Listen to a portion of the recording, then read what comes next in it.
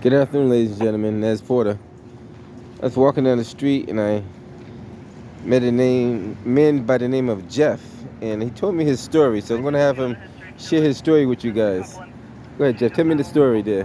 So I'm Jeff. I'm currently homeless, living out here with my wife in Boston, and I ended up this way because I was in a very bad car accident in which I injured my back pretty badly, and I ended up hitting my head on the airbag pretty hard, which ended up getting that same mental illness that football players get when they have back concussions, called CTE, and it's caused a lot of bad depression and stuff like that, which is also led to self-medication and stuff like that.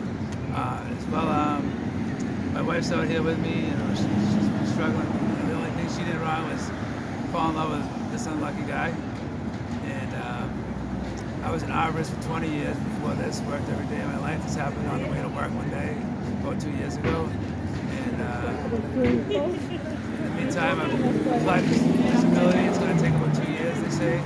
Is it going to take 2 years to apply for disability? It takes 2 years for them to make the decision. Uh-huh. They usually deny you the first time. It's like a 90% denial rate. My lawyer told me the first time around you have to reapply, and then the second time around you usually get it. He said even after the doctors sign off on everything and the doctors say yes, he needs this, he needs that, the government steps in and says, whoa, we understand your doctors and you're more qualified to make the decision for the government. We say no. And that's just how the government operates. Wow. You know, they deny. They make it as hard for you to get as possible. So a lot of people get turned away. They don't get the help they need. That's basically what happened. Housing, same thing. It's going to take years. Even though I'm prioritized, it still takes years. If you're not on the priority list, like homeless people are, it's like 10 years. With being on the priority list, it's the quickest it can happen is 2. That's the quickest. I'm looking at 3. So the quickest is 2 years. Yes. Wow. Because that's what people ask me all the time. You're out here. What are you doing to help yourself? I said, well, I'm doing everything I can to help myself. I've only been homeless about a year now, and this is the situation I'm in. When you have no place to shower regularly, when you have no place to wash up, no place to get dressed, no place to wash your clothes, and you're carrying around everything you own on a wheelchair. Right. It makes it hard to get up every day, brush your teeth, and go to work. Come home and rest. So, your life's a little different. It's not as easy. That is true. So there's nice people out there that have been helping me, my wife out. Bad days, when it rains out, I don't do too well. Typically, when the weather gets cold, where do you go? Do you stay out here, or you have shelter? You're on the street when the weather gets cold, even when it's raining as well. Yeah. Wow. Just try to find something to keep us dry. Gotcha. I understand the shelter is a bad place to be because unfortunately, you can't bring all the belongings in there, and they take whatever you have in there anyway. So it's not safe in the shelters as it is. And you're only given as much respect as the most worst behaved homeless person gets. Everybody gets that same level of respect. So if you go in there, even if you're a very nice person, well mannered, you're getting treated just as bad as that homeless person that's a pain in the ass and gives them a hard time. They treat everybody the same way. They get treated like shit. Wow. They need to send all their workers to sensitivity training because if you're working with homeless people, you should be doing it out of the kindness of your heart as well as I understand you get paid for it, but you got to be a passion, something you're passionate about. Because the way they treat the people is like you're dealing with people that have lost everything, that have nothing left, and you get treated like shit on top of it. It sucks.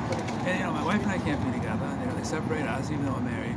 Technically, they take us to separate us, and other people steal your stuff. Homeless people steal each other's stuff constantly. I don't know how. This is something that I couldn't believe. This is one of the hardest things to get used to. But we think we find a spot we can stash our stuff for a little while. We come back, it's gone. I heard the same story, so you're not making that up. No.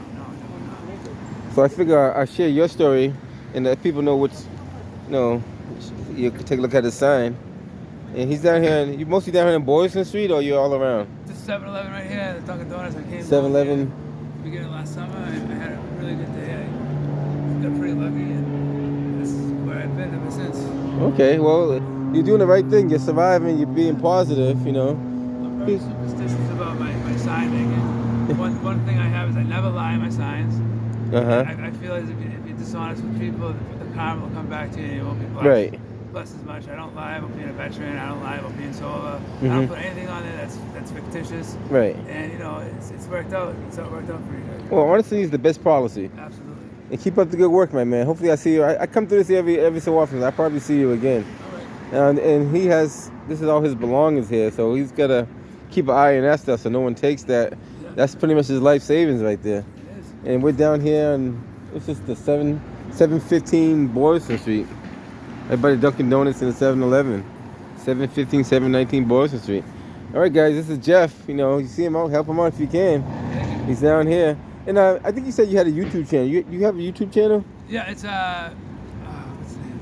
If you can't remember, no, it's no Chris problem. White. Gonna go with my middle name. White153@gmail.com. The YouTube channel is Whitey Faces Reality. Whitey Faces Reality. Yeah, Jeffrey White. Whitey Faces Reality. Whitey Faces Reality. Whitey Faces Reality is all one word.